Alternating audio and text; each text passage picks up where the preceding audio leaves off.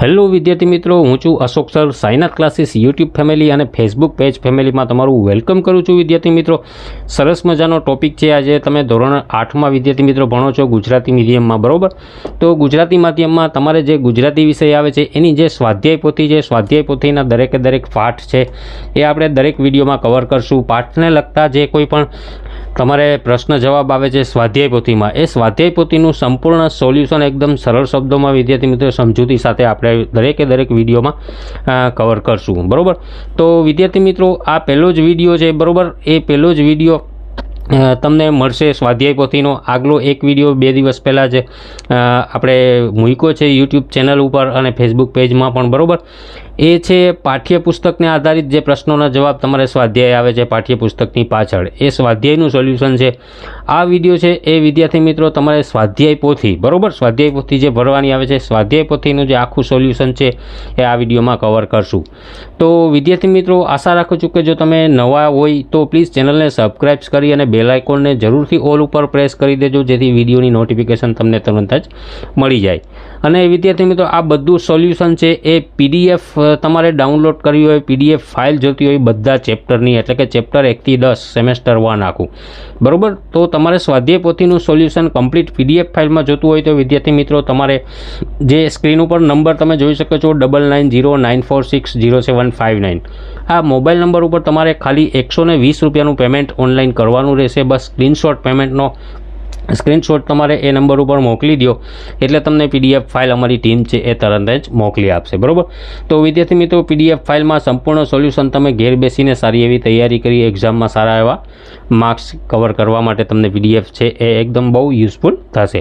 તો વિદ્યાર્થી મિત્રો, જરૂરી નથી કે પીડીએફ ફાઇલ લેવી, બરાબર? બધા વિડીયોઝનું સોલ્યુશન છે એ તમને યુટ્યુબ ઉપર ચેનલમાં તો મળી જ રહેશે. વિદ્યાર્થી મિત્રો, આ તો એ વિદ્યાર્થીઓની વાત છે કે જે કેપેબલ છે, જે ખરીદી શકે એમ છે પીડીએફ ફાઇલ, એ વિદ્યાર્થીઓ માટે જ છે, બરાબર?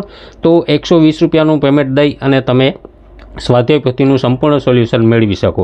એવી જ રીતે પાઠ્યપુસ્તકનું સોલ્યુશન જોતું હોય તો એના માટે 110 રૂપિયા છે પીડીએફ ફાઇલનો ચાર્જ. તો માય ડિયર સ્ટુડન્ટ્સ, વધારે સમય ન લેતા આપણે વિડીયોને કરશું start. Late start the topic without wasting time. તો વિદ્યાર્થી મિત્રો, જોઈ શકો છો તમે અહીંયા નવા પાઠ્યપુસ્તક, નવા અભ્યાસક્રમ આધારિત, બરાબર? 2025-26ને લાગુ પડતો કોર્સ છે ગલા ગુજરાતી પ્રથમ ભાષા સ્વાધ્યાય પોથી ધોરણ 8, બરાબર? આ ટાઈપનું ચિત્ર આવે છે પહેલું જ. એમાં પહેલો જ પાઠ, આ તો ઈસ્તણો આવાસ. તો પહેલો જ પ્રશ્ન, ક્વેશ્ચન જોઈએ. સંસાર માટે કવિએ કયો શબ્દ વાપર્યો છે? તો વિદ્યાર્થી મિત્રો, ઓપ્શન એ આવશે આવાસ. કવિ કોના જનને પોતાના ગણીને રહેવાનું કહે છે? તો જવાબ ડી આવે છે પરમાત્માના. કવિ દરેક પળે શું વેરવાનું કહે છે? તો કે ભાવભર્યું હાસ્ય. અખંડ ચાલતા જીવન માટે કવિએ કયો શબ્દ પ્રયોજ્યો છે? તો કે બ્રહ્મચીચોળો. કવિ શાના કચાશ ન રાખવા કહે છે? તો ઓપ્શન બી કામ કરવામાં, બરાબર? કોઈ પણ કામ કરવામાં કચાશ રાખવો ન જોઈએ, કવિનું કહેવું એમ છે. આગળ જોઈએ તો વિદ્યાર્થી મિત્રો, ખાલી જગ્યાઓ છે, બરાબર? તું આમંત્રિત તો એમાં અતિથિ આવશે, અતિથિ એનો નહીં સ્વામી નહીં દાસ. વેર તો પ્રતિપળ હેતનું હાસ, તો ઈસ્તણ આવાસ. ત્રીજીમાં અખંડ, ચોથામાં ધૂસરી, ધૂસરી એટલે જવાબદારી વિદ્યાર્થી મિત્રો, અથરો, અને છઠ્ઠામાં સહિયારી, બરાબર? હવે વિધાનો છે એ ખરા છે કે ખોટા તે જણાવવાના છે વિદ્યાર્થી મિત્રો. આપણે ભગવાનના આમંત્રિત મહેમાન છીએ, સાચું, ખરું. દરેક વ્યક્તિએ ક્યારેક જ હાસ્ય વેરવું જોઈએ, ખોટું.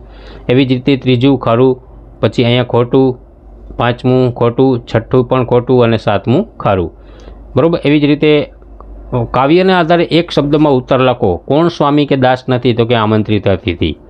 બીજામાં તો કે જે ઈશ્વર આપે તે. એવી જ રીતે ત્રીજા, કોને પોતાના ગણવાના છે? તો કે ઈશ્વરના સૌજનને, બરાબર? પછી ચોથામાં હાસ્ય, પાંચમામાં બ્રહ્મચીચોળો, એવી જ રીતે છઠ્ઠામાં ધૂસરી, અને સાતમામાં રામે આપેલી રોટી, અને આઠમામાં છાશ. તો આ રીતે વિદ્યાર્થી મિત્રો બધા જવાબો થશે એના.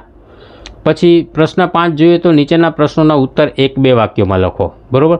કવિ કોને આમંત્રિત મહેમાન અને કોને એનો માલિક કહે છે? તો કે કવિ જે તે વ્યક્તિને આમંત્રિત મહેમાન અને પરમાત્માનો એનો માલિક કહે છે. એવી જ રીતે બીજો જોઈએ તો કવિએ સંસારની સરખામણી કોની સાથે કરી છે? તો કે કવિએ સંસારની સરખામણી ઈશ્વરના આવાસ સાથે કરી છે. કવિએ નવરા ન બેસતા શું કરવાનું કહ્યું છે? કવિએ નવરા ન બેસતા દરેકને પોતાની શક્તિ મુજબ જવાબદારીનું વહન કરવાનું કહ્યું છે, બરાબર. એવી જ રીતે વિદ્યાર્થી મિત્રો ચોથો પ્રશ્નનો જવાબ તમે અહીંયા વિદ્યાર્થી મિત્રો જોઈ શકો છો. એવી જ રીતે પાંચમો, છઠ્ઠો, બરાબર. તમે વાંચી અને વિદ્યાર્થી મિત્રો સેમ ટુ સેમ તમે તમારી સ્વાપોથીમાં કોપી કરી શકો. એવી જ રીતે સાતમો. પછી પ્રશ્ન છઠ્ઠો જોઈએ. નીચેના પ્રશ્નોના ઉત્તર 2-3 વાક્યમાં લખો.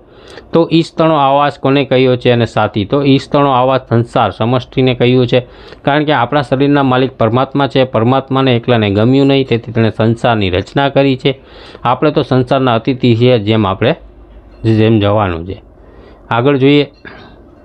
કવિના મત મુજબ લોકો કેવું જીવન જીવે છે? તો કે કવિના મત મુજબ કેટલાક લોકો જીવનને તાણે છે, ઢસડે છે, વેટ કરે છે, એટલે કે દુઃખી થઈને જીવન જીવે છે. જ્યારે કેટલાક લોકો જીવનને માણે છે, એટલે કે તેઓ જીવનની દરેક ક્ષણને આનંદ અને સુખપૂર્વક વિતાવે છે.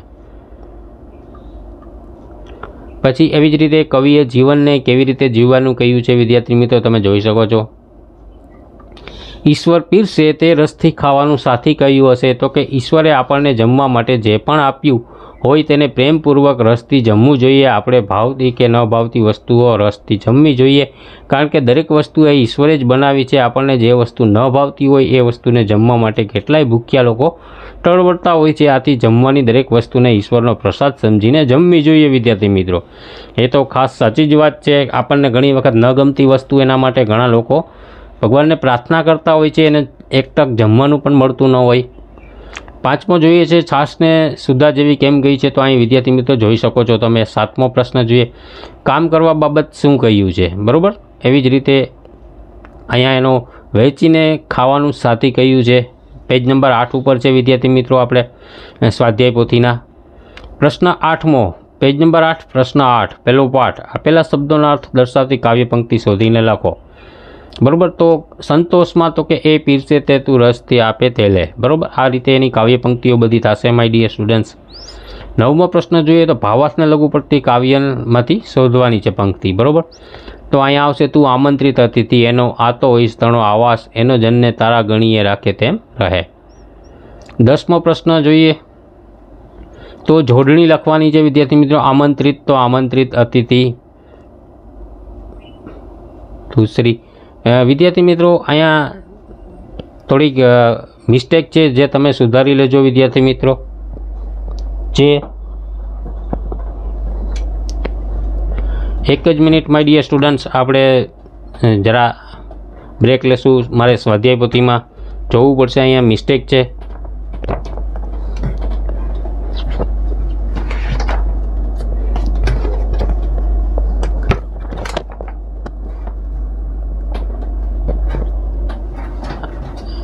જે શબ્દોની જોડણી સુધારીને લખો, એમાં સેમ ટુ સેમ છે, મિસ્ટેક છે લખવાની વિદ્યાર્થી મિત્રો.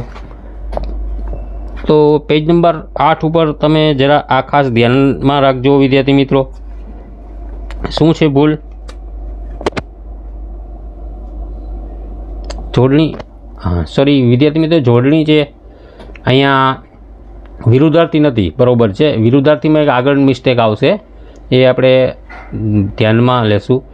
આ બરાબર જ છે. આમંત્રિત તો એની આ રીતે જ આવશે. બરાબર. દીર્ઘાઈની અહીં રસવાઈ થશે. અતિથિ તો અતિથિ, પ્રતિપળ, દૂસરી અને આવાસ, આ રીતે એની જોડણી થશે. બરાબર. સમાનાર્થી શબ્દો 11મું. તો ઈશ તો પરમેશ્વર ભગવાન. બરાબર. દાસ એટલે સેવક કે ચાકર, જન જનતા, લોક સમુદાય, સ્નેહ ભાવ, તાણે એટલે ખેંચે કે ઢસડે, અને ગજુ એટલે ક્ષમતા કે તાકાત, શક્તિ. બરાબર. પેજ નંબર 9 ઉપર. અખંડ એટલે આખું સમગ્ર, અથરો એટલે અથરો, કચાશ એટલે કાચાપણું, સહિયારું એટલે સહિયારું. વિરુદ્ધાર્થી શબ્દ વિદ્યાર્થી મિત્રો. તો અખંડ તો ખંડિત, સ્વામી તો કે દાસ, અને તારું તો મારું. શબ્દ સમૂહ માટે જેની આવવાની તિથિ નક્કી ન હોય તેને અતિથિ કહેવાય. કામ કે જવાબદારી બોજો તો એને ધૂસરી કહેવાય. જમણવા માટે ભાષણ મૂકવું, ભાણામાં મૂકવું તો એને પીરસવું કહેવાય. એવી જ રીતે રૂઢિપ્રયોગ. બરાબર. તો રૂઢિપ્રયોગ પણ વિદ્યાર્થી મિત્રો જવાબદારી વહન કરવી, સંભાળવી. વાક્ય. તો પિતાના મૃત્યુ પછી દીકરાએ દુકાને જવાનું શરૂ કરતાં ઘરની ધૂસરી વહેવા માંડી. શબ્દોનો અર્થભેદ લખવાનો છે. ઈશ તો પરમેશ્વર. બરાબર. તમે જોઈ શકો છો વિદ્યાર્થી મિત્રો. છૂટા પાડીને લખવાની છે આ. બરાબર. ધ્વનિઓ.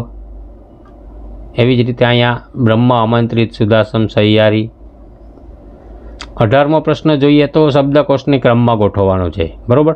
તો આ રીતે તમે લખી શકો: ઈશ, ગજુ, દાસ, રસ, રામ, રોટી, સ્વામી, હાર ને હેત. એવી જ રીતે અહીંયા પછી વિદ્યાર્થી મિત્રો પાછળ પ્રવૃત્તિ આવે છે, બરાબર. પ્રવૃત્તિનું ઠીક છે કે સોલ્યુશન છે તમને મળી જશે ઘણા વિડીયોમાં કે ઘણા સ્વાધ્યાય પોથીમાં PDF ફાઇલમાં. અમુક પ્રવૃત્તિ છે એ આપેલી નથી વિદ્યાર્થી મિત્રો, જરૂરી નથી, એ જાતે કરવાની હોય છે. તો અહીંયા આપણે જોઈએ, વાંધો નહીં. આવાસ, દરા, દૂસરી, ઉતાવળું, અધીરું, મહેમાન, અતિથિ, ક્ષમતા, ગજુ. એવી જ રીતે વિદ્યાર્થી મિત્રો સેમ ટુ સેમ આખી તમારે પ્રવૃત્તિ આ રીતે થશે.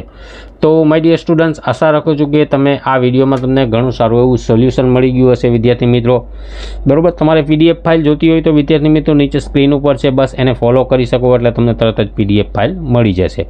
તો વિદ્યાર્થી મિત્રો હાલ પૂરતું એટલું જ. મળશું નવા ટોપિક સાથે. જય હિન્દ, જય ભારત.